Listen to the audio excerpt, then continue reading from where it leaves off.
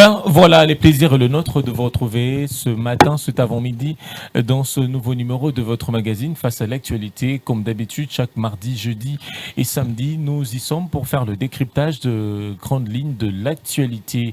Alors bienvenue à ce nouveau numéro, ce nouveau programme de ZTM Télévision.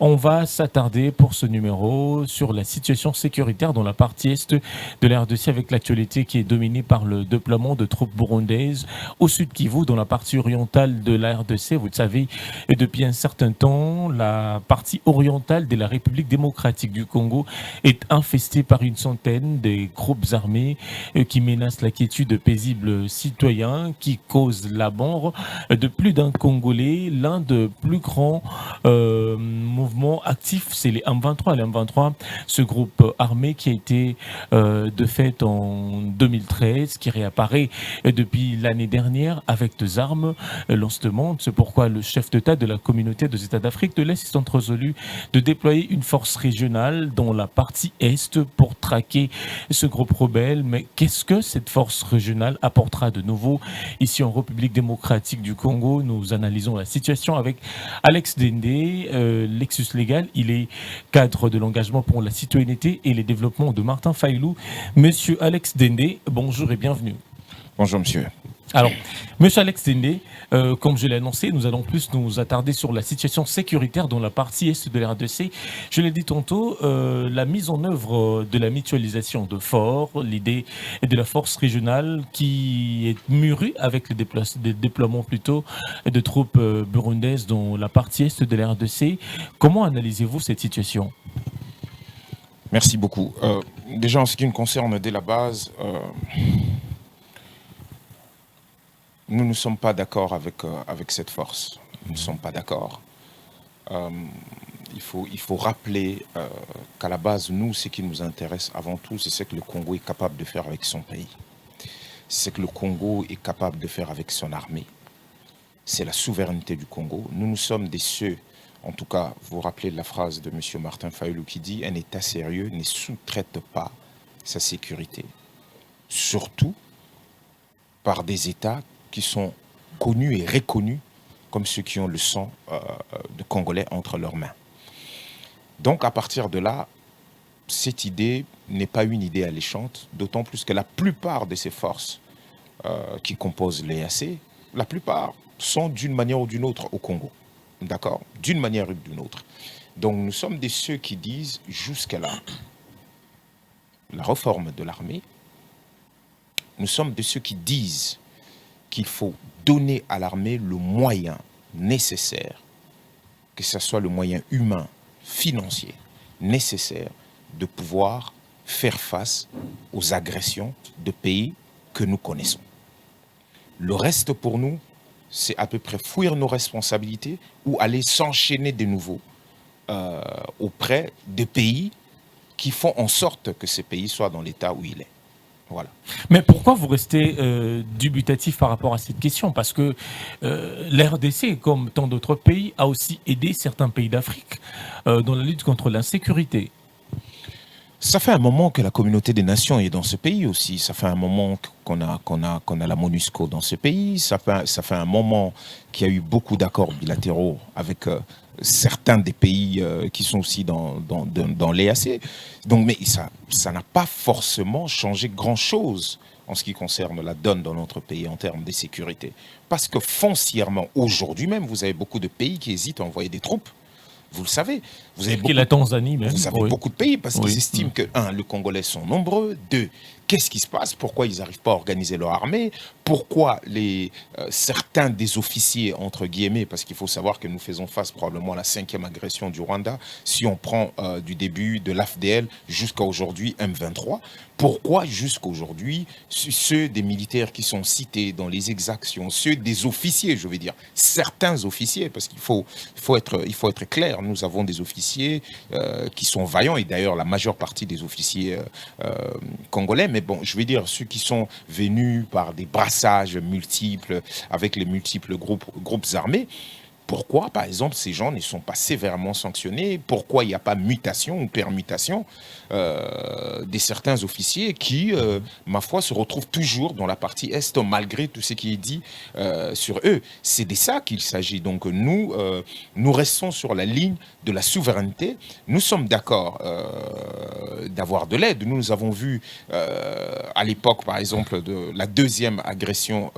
rwandaise ici, je crois que c'est en 98, quand M. Laurent Désiré Kabila a demandé à l'armée rwandaise et ougandaise, et burundaise, probablement, de pouvoir quitter le sol congolais, et qu'ils sont allés, se sont repliés, ils sont revenus encore de nouveau via la partie Est. Nous avons vu certaines armées venir ici, l'armée zimbabwéenne, que ce soit les Angolais, tous ceux qui ont pris un peu...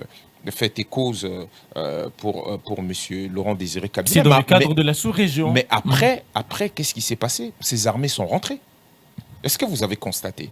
Vous n'avez plus des armées zimbabwéennes ici. Il y a des gens qui viennent avec des missions précises et après, ces armées sont rentrées. Mais on a des pays, vous avez le dernier rapport qui a fuité, des experts des Nations Unies, qui cite nommément le Rwanda comme un pays structurel qui a non seulement envoyé les troupes, mais qui soutient à bras les corps le M23. Donc, et ça, c'est un secret des polichinelles. Tout le monde le connaît. Ici, on en parle. Le gouvernement d'ici le dit. Mais quelles sont les conséquences de cela?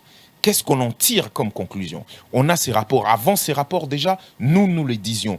Au finish, quand nous étions en train de marcher, vous vous rappelez, déjà très tôt, même le 30, très tôt, le 30 juin 2019, nous organisons déjà des marches par rapport à la souveraineté de notre pays, non à la balkanisation. C'est ce qui a fait que notre jeune frère Defao soit tué à Goma. Tout simplement parce que nous, en tant que parti, en tant que plateforme, je veux dire, la Mouka, nous avons organisé cette grande marche qui nous a valu énormément. Depuis lors, nous avons continué à appeler à ce que nous soyons debout à la souveraineté de notre pays et que l'on donne à l'armée des moyens de pouvoir se battre. Donc, avoir de l'aide, ce n'est pas mauvais, mais avoir de l'aide des gens qui constituent eux-mêmes le problème.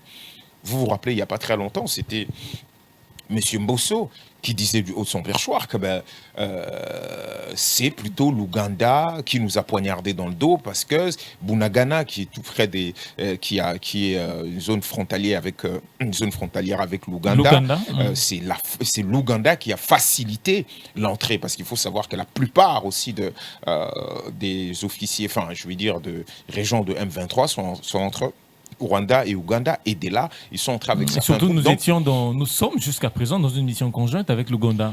Tout justement, tout ça devrait être réévalué au vu des informations quand ça vient d'un monsieur comme Bosso. Je crois qu'à partir de là, les choses devaient même aussi être réévaluées et revues d'une autre manière. Mais ce qu'on a vu plutôt est que le gouvernement a envoyé encore un ministre en Ouganda. Il n'y a pas plus tard qu'il y a 2 ou 3 jours, vous avez vu le président ougandais, monsieur Yoweri Museveni, recevoir aussi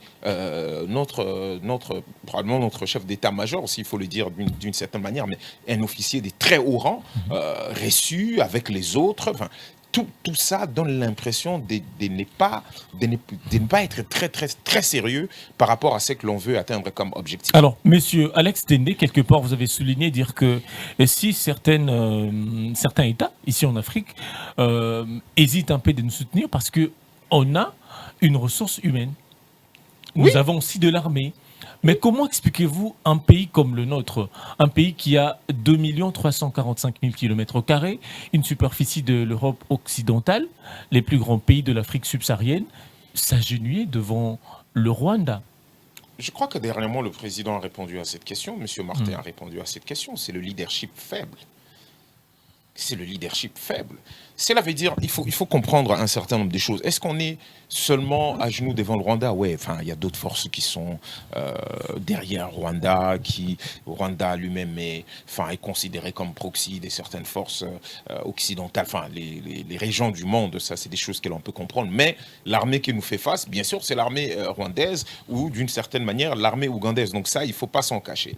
Effectivement, l'armée a été dans l'état qu'il a été. Donc l'idée sous-jacente ici était que après les élections de 2018, D'accord, les élections où, vous vous rappelez les 11 novembre 2019, quand M. Félix dit clairement le changement s'appelle Martin, si je vais convaincre la base, si la base ne comprend pas, si je suis une autre personne, ça va être la continuité de Kabila. Bon, je suis en train de paraphraser, vous vous rappelez très bien de cette De cela. interview.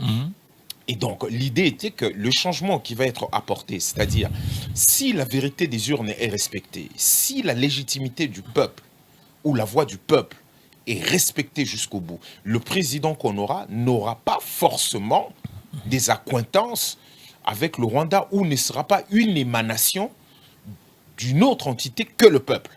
Et donc, dans ces cas, on supposerait que le programme que cette personne, que ces candidats à l'époque, d'accord, aurait présenté, qui serait accepté par le peuple, dans son programme à lui, il y aurait une solution claire en ce qui concerne cette agression. Félix Tshisekedi avait tout un programme avec des axes très bien définis, vous le savez bien. Je serais heureux que vous me le donniez, enfin, je serais heureux de pouvoir le lire avec vous et heureux de voir si, en ce qui concerne l'exécution de ces programmes, où est-ce qu'on en est exactement. Parce que la réalité en face est, Bunagana, le 13 août, a totalisé 2 mois aux mains Nous de sommes ces à gens. plus de 60 jours. On est totalement d'accord là. Donc à partir de là, on peut se poser, si vous voulez, on peut ouvrir ces programmes-là et lire la partie sécurité, la partie armée, la partie défense du territoire. Qu'est-ce qui a été exactement dit? Et donc dans ce cas, on peut discuter. Cette situation date depuis, je l'ai dit dans mon introduction, c'est depuis presque 30 ans que nous connaissons cette situation. Je suis d'accord. Qu'il y a eu 2 accords signés entre les anciens gouvernements et ce pays que nous dénonçons aujourd'hui. Vous pensez que si Martin Fayulu était élu, il s'en passerait de cela, de cette situation? Il aurait subi la même situation que Félix Tshisekedi. Il l'aurait subi. On est dans le conditionnel. Oui. Très bien. Donc, n'allons pas dans les affirmations gratuites, mais je ne veux pas faire un porte-parole de qui que ce soit. Vous savez, pour moi, ces mouvements M23 sont des criminels. Ça peut être terroristes, comme on les appelle. Terroristes, tout ce que vous voulez. Ça peut aussi être des énormes menteurs. Mais il n'y a pas très longtemps, ils ont dit que leur discussion avec le régime en place a commencé bien avant qu'ils arrivent au pouvoir. Ça, c'est quelque chose qu'ils ont dit. Ce n'est pas moi. Et deuxièmement, ils sont en train de revendiquer quoi? Vous avez lu la feuille de route? Tout le monde a vu la feuille de route. Je peux encore vous le chercher ici sur mon téléphone. Le respect des accords. Vous avez vu la feuille de route de ce gouvernement, on est en train de dire de ce régime, dès 2018, dès 2019, ils ont signé un accord sur une feuille de route avec le M23. Donc les revendications de M23 aujourd'hui sont liées à la feuille de route qui a été signée dernièrement. En 2019. Donc vous n'allez pas dire que c'est une situation qui Kinshasa a raison d'hésiter par rapport à cet accord signé. Il réclame participer à la gestion du pays, faire partir de l'armée. Pourquoi pas ne pas être derrière le chef de l'État? Je n'ai aucun problème par rapport à cela. Tout ce que je suis en train de vous dire est que la situation que nous avons aujourd'hui présentement est le fait de ce gouvernement. C'est-à-dire, il ne faut pas seulement dire « Ah, ça fait 30 ans que ça dure ». Comme j'ai dit, c'était le changement. On attendait le changement. Bon, si c'était une sorte de suite de la logique de M. Kabila, de sa politique, parce que c'est à peu près ça, c'est-à-dire vous voyez avec de groupes armés, vous êtes d'accord avec moi, vous voyez avec de groupes armés, vous signez, et qu'est-ce que vous signez à l'intérieur? Vous dites que ben voilà, encore amnistie, alors que vous avez vu autant de sang, et ceci, vous dites, ah non, non, non, c'est-à-dire perpétuer la même chose. Qu'est-ce qui cause la résurgence de ces gens-là tout le temps? Mais c'est encore cette histoire d'amnistie. Voilà pourquoi nous nous battons, que ce soit le docteur Mukwege que vous avez vu dernièrement avec le président. Nous sommes en train de nous battre. Pourquoi? Pour exhumer le rapport mapping.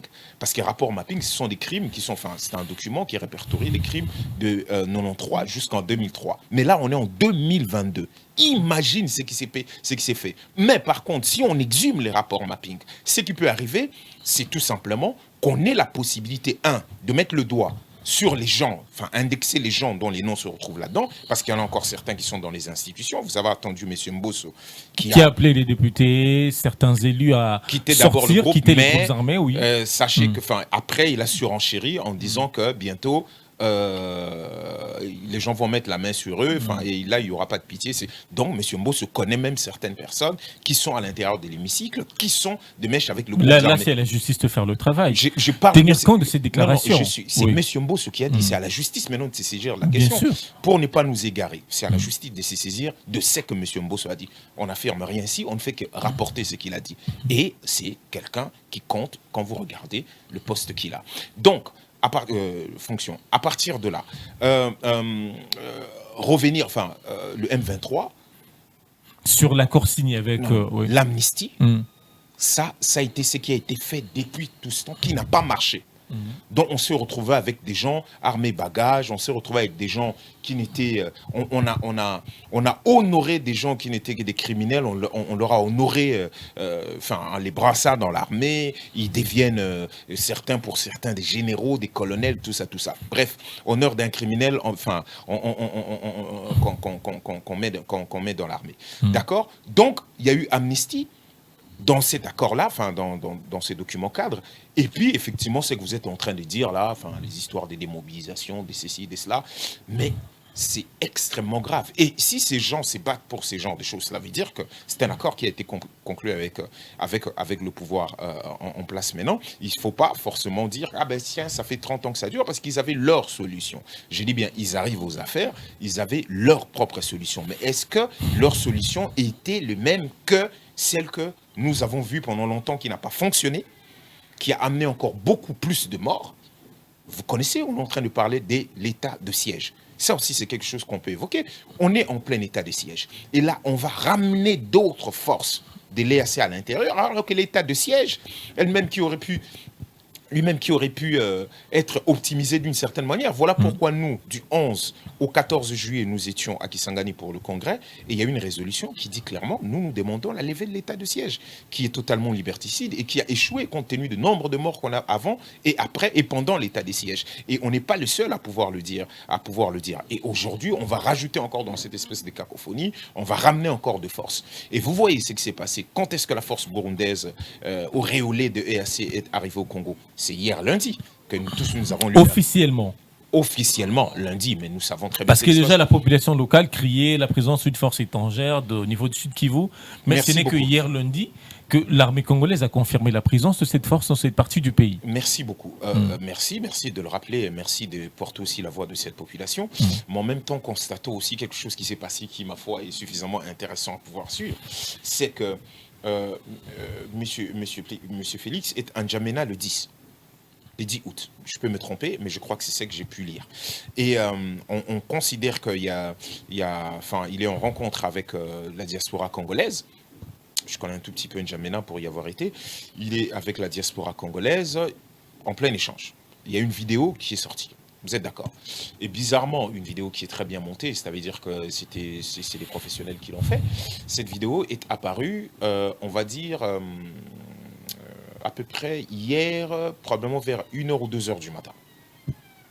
D'accord? Je peux aussi me tromper, parce que moi, c'est à l'heure là que j'ai vu les gens sortir. Même si on dit c'est apparu dimanche, très tard la nuit. Moi, je l'ai vu à partir de 1h ou 2h du matin, lundi. Et à partir de là, déjà, ça jazz énormément, ça jazz un tout petit peu partout. Ah, on a répondu à Maman Marie, ah, on a fait ceci, on a fait cela, ah, on a répondu à M. Kabound, ah, les portes des prisons maintenant vont être ouvertes. C'est intéressant parce que M. Kabila l'avait dit aussi, je crois, en 2007, les portes des prisons seront ouvertes. Et là, aujourd'hui, les portes des prisons, au lieu que cela puisse être... Au lieu que ça puisse être ouverte pour le M23, pour les criminels, pour les détourneurs d'argent, de fonds publics, les corrupteurs et ainsi de suite, les portes des prisons seront ouvertes pour délit d'expression. Alors, à partir de là, ce qui est intéressant de pouvoir voir est que cette affaire arrive très tôt le matin, la vidéo sort, alors qu'on a à l'ère de numérique, des réseaux sociaux, ces genres de choses seraient déjà apparues depuis le 10 soir ou le 11. Bizarrement, c'est hier, le 15, que tout ça est arrivé. Et c'est le matin. C'est-à-dire, au moment où tout le monde est en train de jaser, de dire c'est du gros n'importe quoi, qu'on aurait pu évoquer des sujets très sérieux, comme Bunagana, comme la stratégie militaire, comme la réponse diplomatique à donner, je vais dire, au rapport des experts qui a fuité des Nations Unies. Mais par contre, on est là en train de répondre à Maman Marie. Plusieurs points ont été évoqués. Peut-être que vous avez pris l'angle de Maman Marie et l'angle de Kabound. Excusez-moi. Oui. Bref, cette vidéo sort. Et puis quelques heures, beaucoup plus tard, enfin, je crois vers 11 heures ou 12 heures, on apprend que l'armée burundaise est officiellement au Congo avec, auréolée de l'EAC. Mais les gens sont...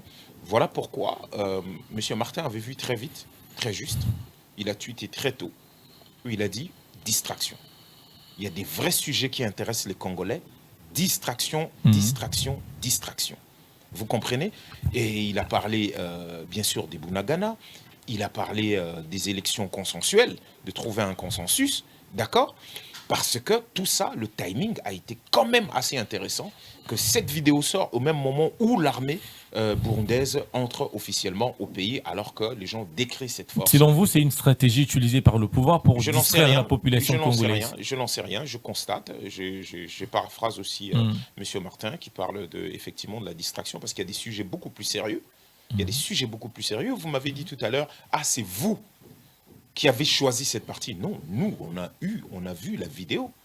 On a vu le peu qui est sorti. Personne, je ne sais pas si vous avez toute la vidéo. J'ai eu le temps de lire des séquences de vidéos. Je suis heureux pour vous, excusez-moi. Vous avez eu le temps de regarder l'ensemble de la vidéo. Je ne sais pas combien de temps ça dure, si c'est 1 heure ou 2 heures, je n'en sais rien. Vous savez, Twitter, c'est 2 minutes 20 maximum pour une vidéo. Et ceux qui ont sorti, ce n'est pas nous. Nous avons lu les journalistes émérites, vos collègues, les Stani Boujekira, enfin les Steve Wimby. Ce sont vos collègues qui ont sorti cette vidéo et qui ont mis les parties qui ont mis. Et nous, parce que nous, vous savez, on ne travaille pas à la présidence, nous ne sommes pas le service presse. Nous constatons tout simplement qu'à l'ère à l'ère des réseaux sociaux, c'est sûr qu'il y avait des gens dans cette salle qui avaient des téléphones, qui parlaient. Mais pourquoi nous n'avons jamais, pourquoi la twittosphère congolaise n'a pas eu ces vidéos avant? Et ça sort en mode pro, c'est-à-dire des vidéos professionnellement faites, ça sort que ce jour-là, c'est-à-dire hier, lundi. Mais monsieur Dende, on parlait de la situation, c'est juste suspect, hein, de la situation sécuritaire, ouais, c'est juste suspect, mais laissez-moi me dire, on va un peu s'attarder sur cette question, mais pourquoi vous condamnez-vous le chef de l'État? Il a bien dit, la liberté d'expression, ce n'est pas proférer des injures publiques à l'endroit des autorités. La liberté d'expression, c'est pas les libertinages, voudrais-je dire. Vous savez, je peux être en face de vous ici. Vous pouvez m'insulter comme vous voulez. Talamutu Munene, Talamisou, Talazo. C'est déjà une injure publique. Merci, mais je vous dis, mais vous savez quoi? Je ne change pas du tout. Vous aurez toujours la même tête devant vous. Vous savez, les insultes suprêmes, je peux vous en compter 2 ou 3. C'est la déconstitutionnalisation de la vie politique congolaise. C'est la corruption.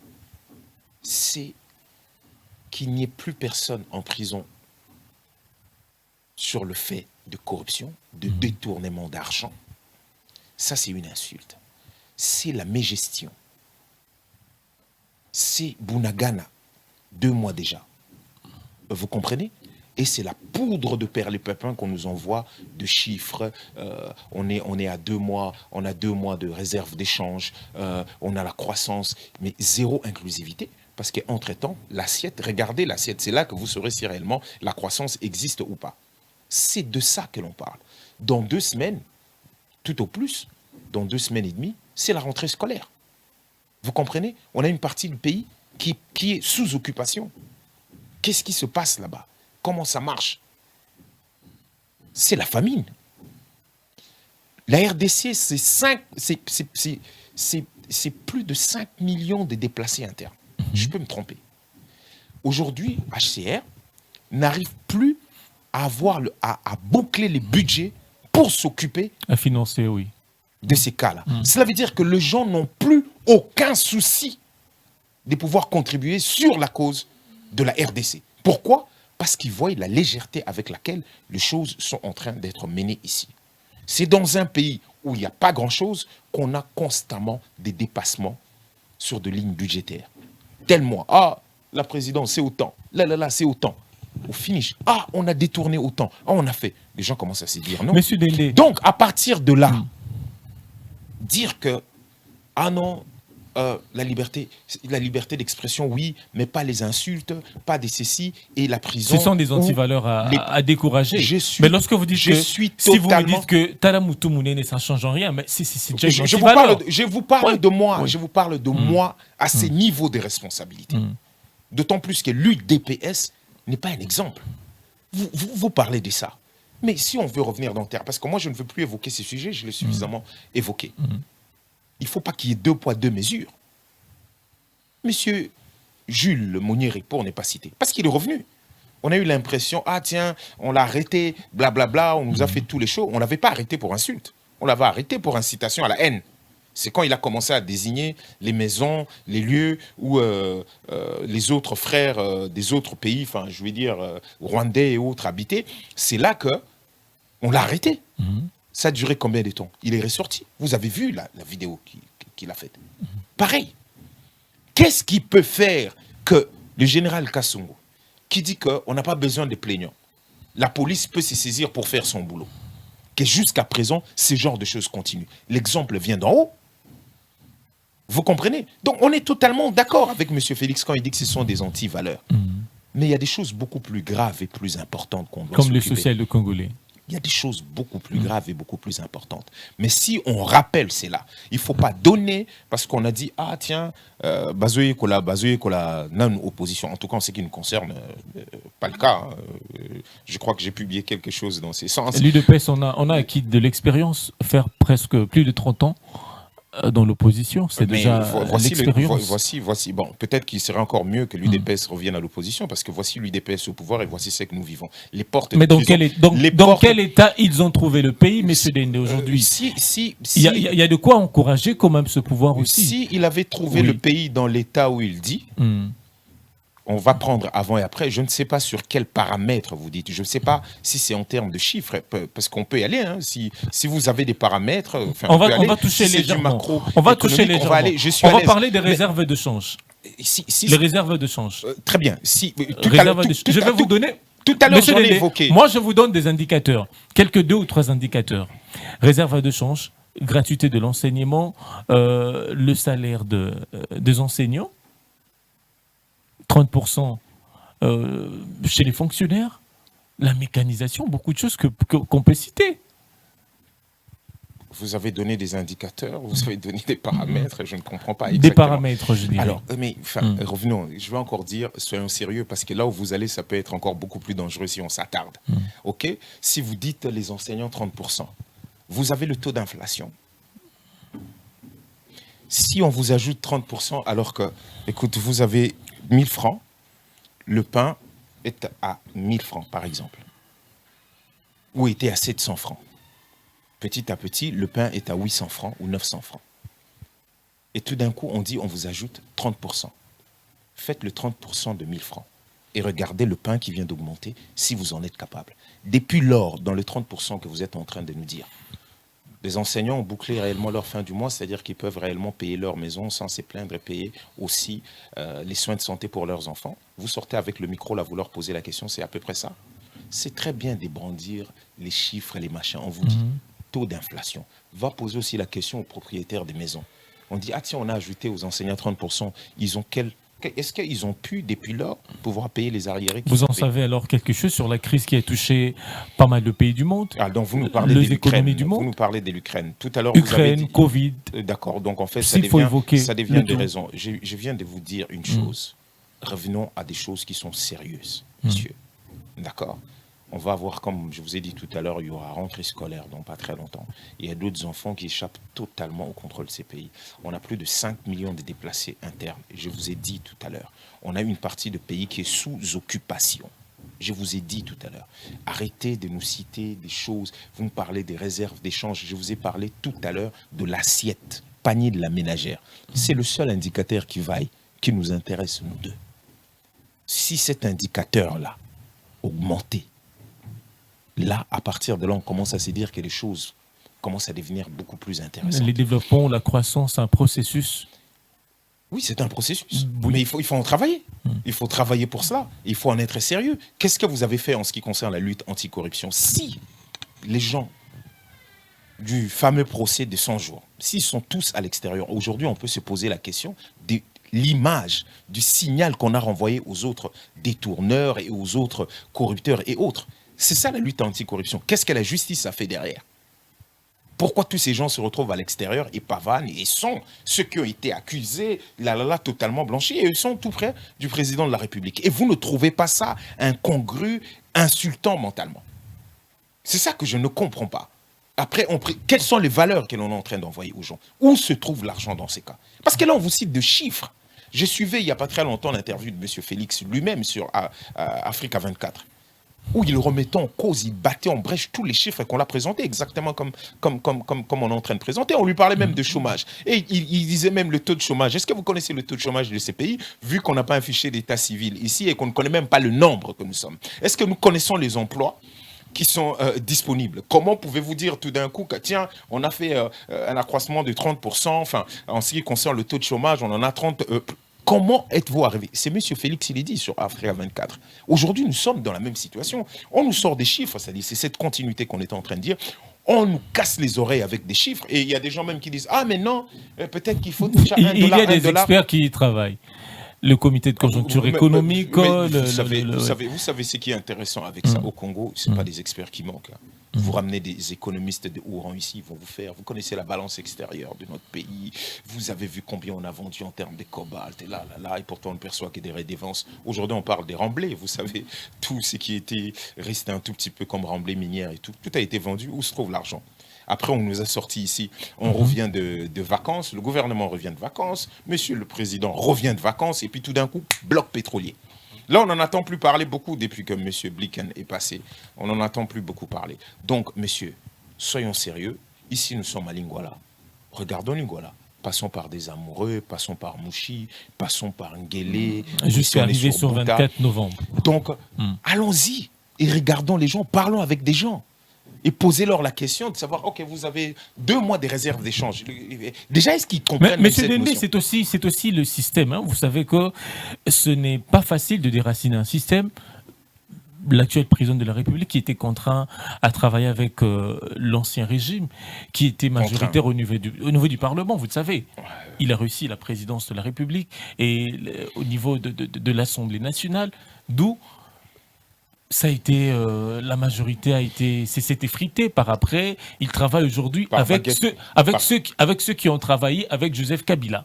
Mobutu et consorts qui ont presque un comportement que nous déplorons aujourd'hui. Donc, merci beaucoup. Oui. Donc, vous venez d'accepter qu'il est en train d'échouer lamentablement dans ces cas, parce qu'il travaille avec ceux qui ont échoué, alors. Alors, il faut le voter massivement en 2023. Je suis d'accord. Oui. Donc, vous êtes en train de dire que il a trouvé les pays dans quel état? C'est-à-dire un état lamentable. C'est vous qui avez dit ça. Et bizarrement, aujourd'hui, il a réussi par un tour de passe-passe incroyable, compte tenu de ce qui s'est passé pendant ces élections, parce qu'il n'avait pas du tout de majorité. Et tac, il a la majorité, et les autres ont des jeeps, ils ont de... Très bien. OK, il a réussi, c'est passé. Et vous êtes encore en train de me dire que, malheureusement, il travaille avec les anciens kabylistes. On les a vus tous à la télévision, l'Union Sacrée qui était en train de pleurnicher à la télévision. L'Union Sacrée, excuse-moi. L'Union Sacrée en train de pleurnicher alors qu'elle est aux affaires. C'est incroyable. Il pleurnichait. Qui doit normalement prendre les choses en main, on ne sait pas. Donc, dans ces images qu'on a vues là, en fait, si vous enlevez M. Bemba et peut-être M. Kabouya, tous, ils sont effectivement de M. Kabila. Très bien. Et vous me dites qu'en fait, il est entouré de ces gens-là. Voilà pourquoi ça ne marche pas. Voilà pourquoi il est en train d'échouer lamentablement. Et vous êtes en train de me dire, il faut voter cette personne en 2023.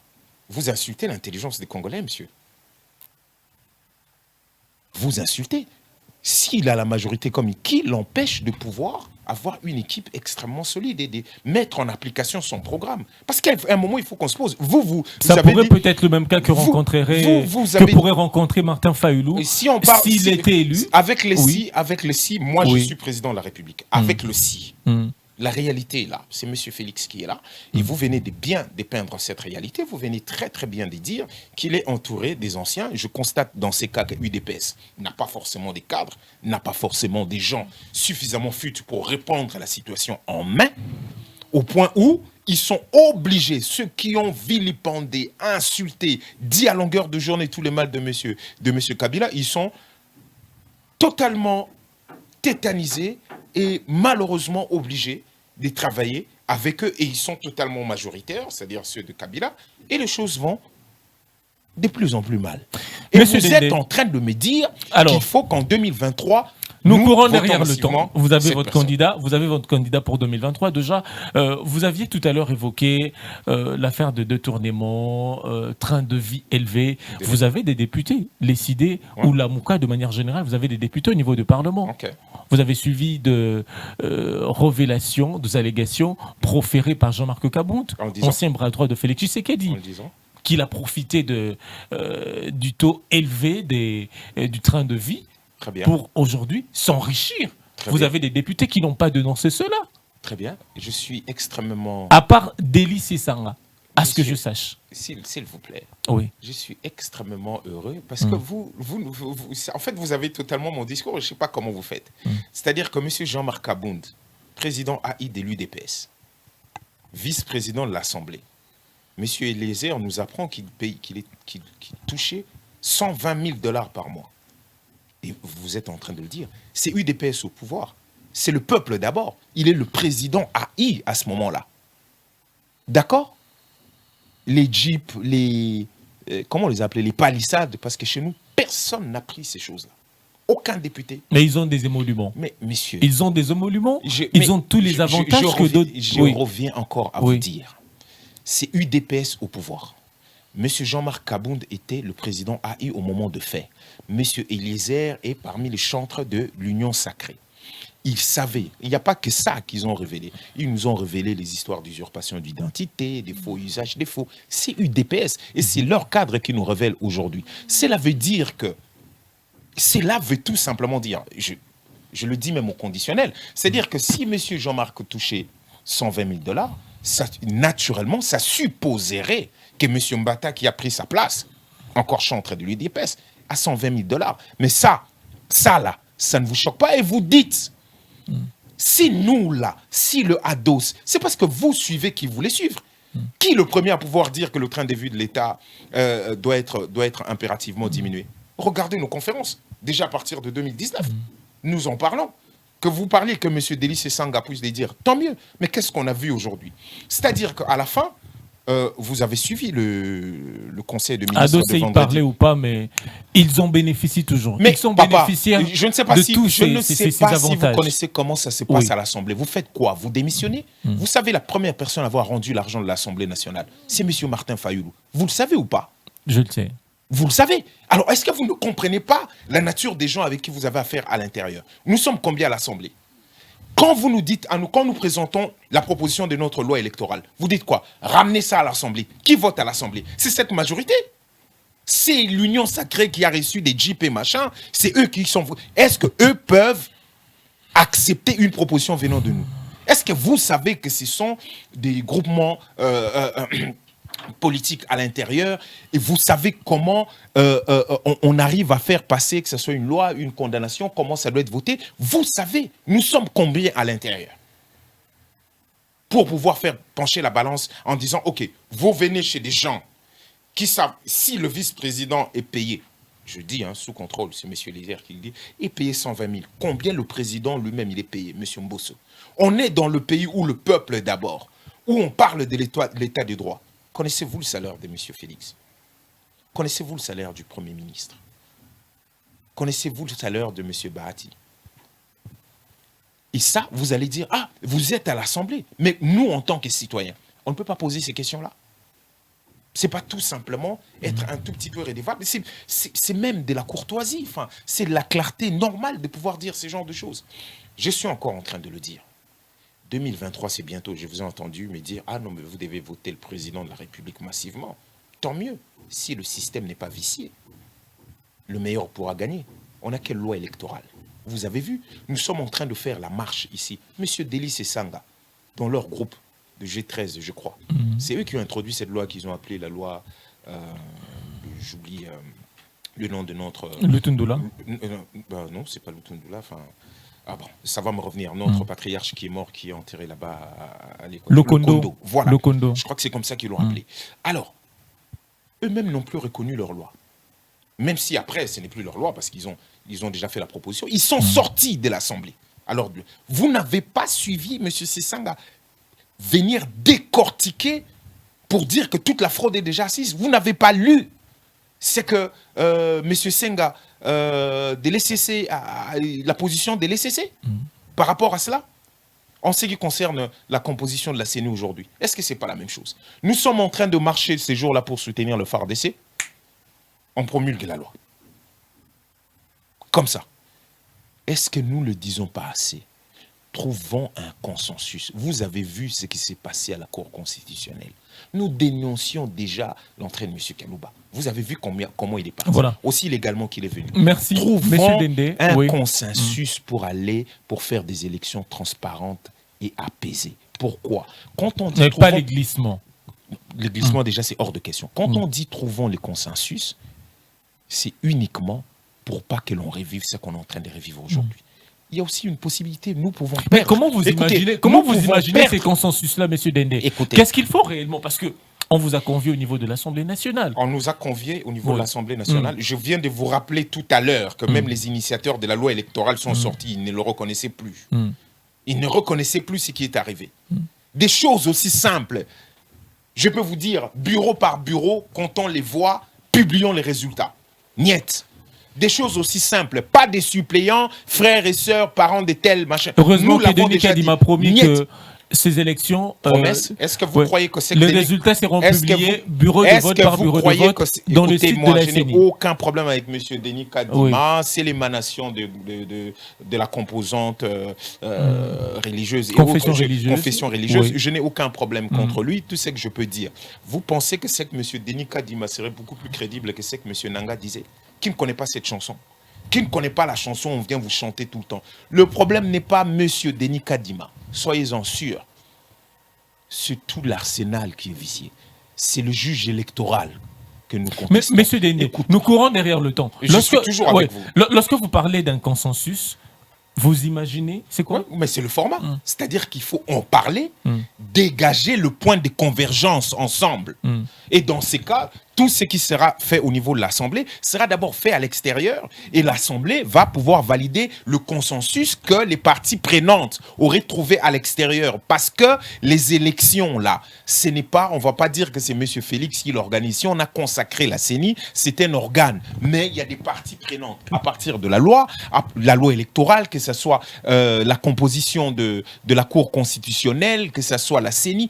Tout ça doit faire l'objet de pourparlers. J'ai la lettre ici signée en avril 2015 de M. Étienne Tshisekedi quand il est en Belgique. Des pourparlers qui ne vont pas aboutir par quoi? Le partage de postes ministériels. Est-ce que depuis le début, quand on a sorti la proposition de sortie des crises, avril 2019... C'est ce qui craint certains politiciens. Non, c'est ce qui... Nous, on vous dit, on n'est pas intéressé. Qui peut être intéressé de partager les bilans de M. Tshisekedi à l'heure actuelle? Qui vous dit cela? On le dit depuis le début. Ça ne nous intéresse pas. Nous avons commencé ce combat depuis le début. Nous allons arriver jusqu'à la fin. Ça ne nous intéresse pas. Il n'est pas question de pouvoir, il est question de préparer des bonnes élections. C'est aussi l'intérêt de M. Félix de se dire ceci. Nous, je vous ai dit, c'est une possibilité que l'on perd aussi. Parce que quand vous allez aux élections, vous devez convaincre le peuple. Vous comprenez ce que je veux dire? Donc nous pouvons aussi perdre tout comme nous pouvons gagner. M. Félix peut perdre tout comme il peut gagner. Une autre personne peut gagner, je n'en sais rien. Ça peut être M. Katumbi ou perdre. Mais l'intérêt, c'est quoi? C'est de vider le prétexte qui se trouve dans l'exposé des motifs de la Constitution.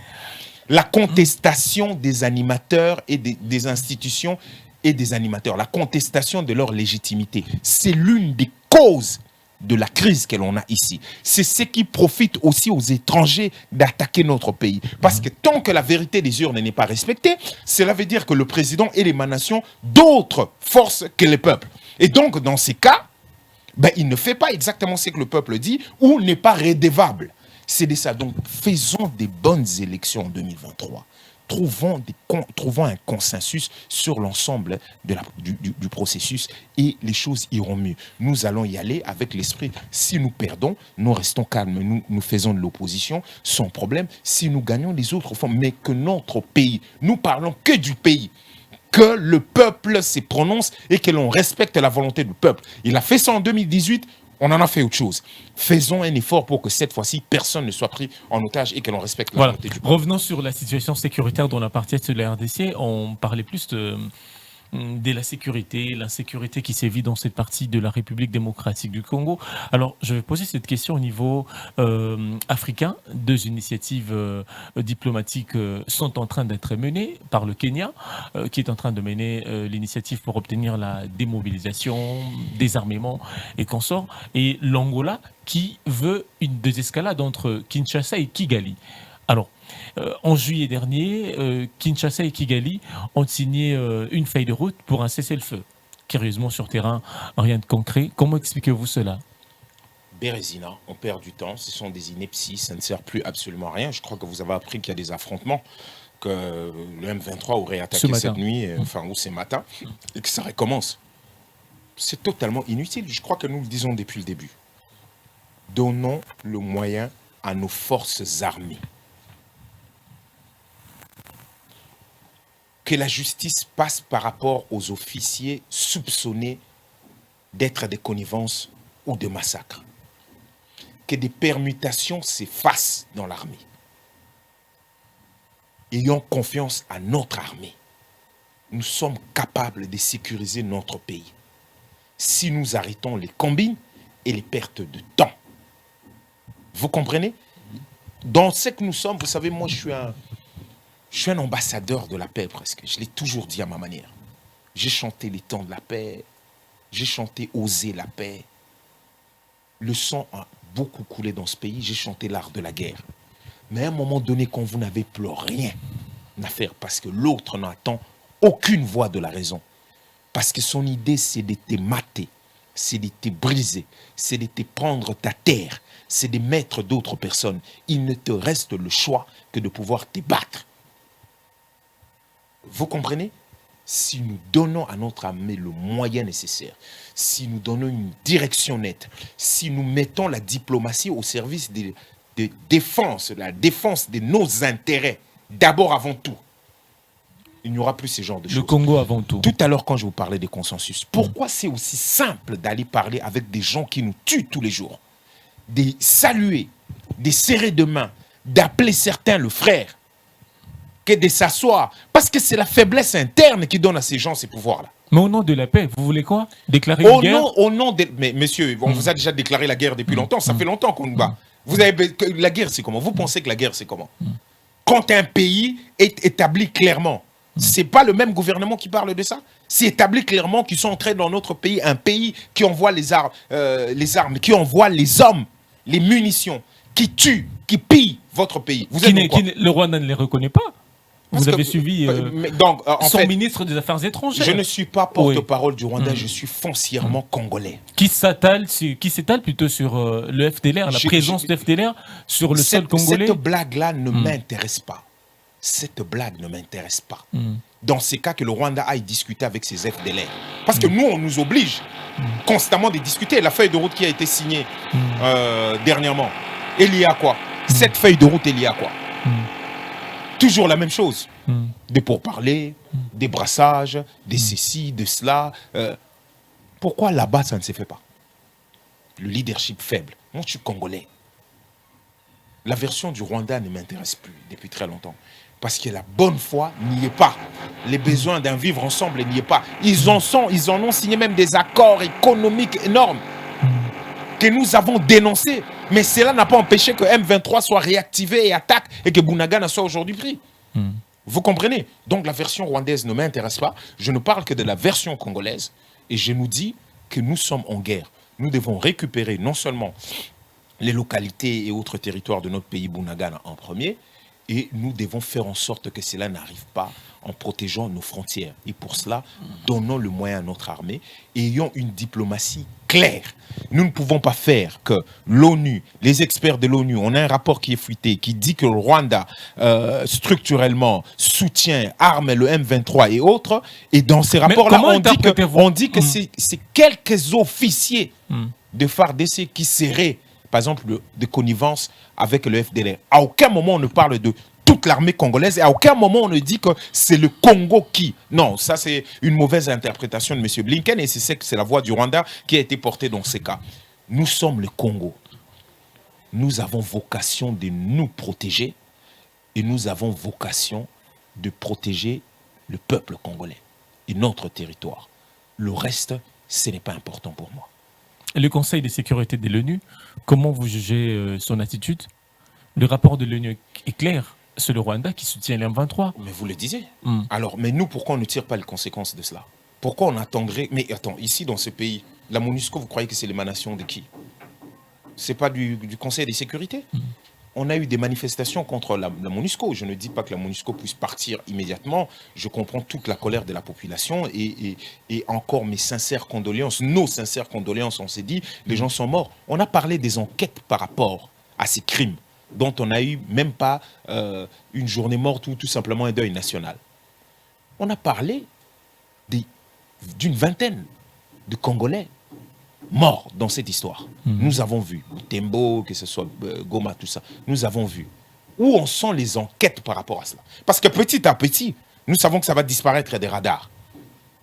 Vous comprenez ce que je veux dire? Donc, le Conseil de sécurité est ici aussi. Ça n'empêche pas que ça... La seule chose qui compte dans les rapports internationaux, c'est aussi la force. C'est votre capacité. Vous ne voyez pas qu'on impose à l'Angola des choses. Et d'ailleurs, même au Rwanda, on leur impose. Mais nous avons une diplomatie agissante. Hein? Oui, oui, oui. Et jusque-là, on a quoi? Bunagana est toujours aux mains des autres. C'est toujours la même diplomatie, non? On a quoi? Le Rwanda est toujours là, diplomatiquement. Bon, la diplomatie est agissante. Mais cela n'empêche pas que sur des questions comme ça, où nous aurions voulu, par exemple, ce qui s'est passé, vous qui avez regardé toute la vidéo de la séquence N'Djamena, peut-être qu'on en a évoqué, parce que nous, on attend toujours quel est réellement... Avec les Congolais du Tchad? Oui, oui, oui. Oui. C'est-à-dire, au lieu d'évoquer Maman Marie, moi, Maman Mokoboye, au lieu d'en parler, nous aurions voulu... Il a répondu aux questions de Congolais. Oui, oui, mais je suis d'accord. Sont des questions posées par la diaspora congolaise. Ah ouais, donc c'est la diaspora qui a posé, qui a dit quelles sont les conséquences. Et il a répondu. Ah, donc c'est la diaspora qui a dit, enfin, c'est cette diaspora qui aurait posé la question, quelles seraient les conséquences pour les gens qui insultent le président ou sa femme, et les prisons, là. Donc, nous sommes arrivés à la fin de notre émission. Soyons un peu sérieux. Les choses qui auraient pu, que beaucoup de Congolais auraient voulu entendre, ok? C'est cette histoire de rapport que vous êtes en train de dire des experts des Nations Unies. C'est quelles sont nos options? Qu'est-ce que nous faisons? Nous continuons la même diplomatie, entre guillemets, agissante avec le Rwanda dans les cas actuels. Quelles sont les conséquences politiques de ce qui est de ces rapports? Mais surtout, quelle est la position claire, le FRDC? Quand est-ce qu'on reprend Bunagana? Comment ça va se passer? Qu'on nous explique clairement. Ça, le Congolais aurait voulu entendre, effectivement. Mais qu'est-ce que l'opposition? Maman Marie, aujourd'hui, qui est l'héroïne résistante, qui a pu comprendre quand même, il faut saluer. Enfin, je trouve que c'est vraiment malheureux, mais les gens, on organise des marches pour soutenir le FARDC. Depuis combien de temps, on organise des marches pour trouver depuis combien de temps Maman Marie est militante de l'ECD? On organise des marches pour parler CENI, parler loi électorale, parler cours constitutionnel, parler balkanisation de notre pays. Presque pas de réponse. Mais Maman Marie, non seulement elle a été reçue par la première dame, depuis combien de temps conseil, mais ça n'a pas empêché que... Elle est militante de l'ECD, Monsieur Dende. Oui. Messieurs, oui. Non seulement elle est militante, elle est membre, elle a une carte. Depuis quand? Messieurs, oui. Moi je suis là depuis combien de temps? Vous vous intéressez à moi ou pas? On vous dit qu'elle est militante, elle est membre. Vous voulez quel schéma?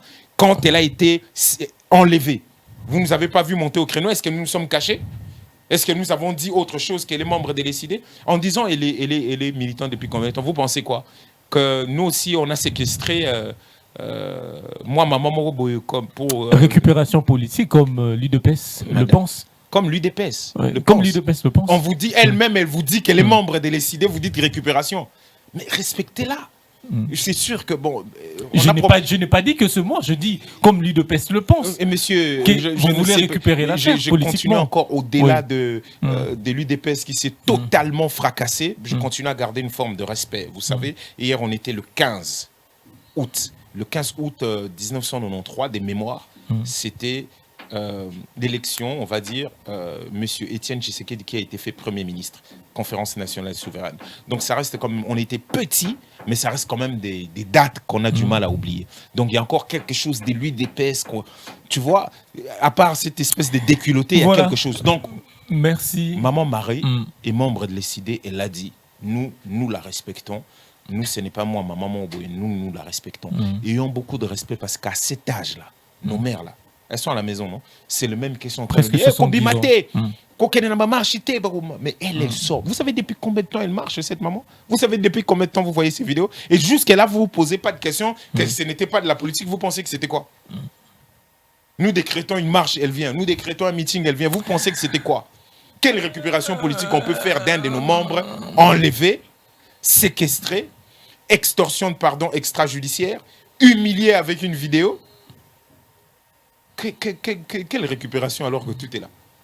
Donc, soyons sérieux. 2023 arrive. Ne loupons pas le coche. Il est encore temps de pouvoir nous mettre ensemble et de discuter processus électoral qui est l'une des clés par rapport à ce que vous venez de dire, par rapport à la situation sécuritaire de notre pays, parce que nous préférons dire la situation sécuritaire de la RDC et non de l'Est, parce que l'Est fait partie du pays. C'est l'une des clés parce que une fois le président a voté par le peuple, la vérité des urnes respectée, ce président aura déjà présenté un plan clair. Et donc, dans ce cas, le peuple va lui dire, parmi les priorités dès que vous prenez le pouvoir, les 100 jours, comme on dit aujourd'hui, ce n'est pas nous bâtir les seaux de moutons et autres. Ce n'est pas les détournements ou la disparition de l'argent. C'est nous régler ces problèmes-là. Et comme ça va être l'émanation du peuple, croyez-moi, il y aura des avancées. Mais pour cela, il faut un processus crédible, inclusif, où les gens auraient trouvé, les parties prenantes auraient trouvé un consensus. C'est pour l'intérêt du pays. Sinon, on va tourner en rond. Voilà. Merci beaucoup, messieurs. Alex Dende, ça sera tout pour vous, pour votre temps de prise de parole. Merci de nous avoir honorés. Merci d'avoir répondu à notre invitation. C'est moi. Voilà. C'en est fini pour cette émission Face à l'actualité de ce mardi 16 août 2022. Retrouvez cette émission en rediffusion à 22h30 et surtout, n'oubliez pas le jeudi et le samedi à 10h45.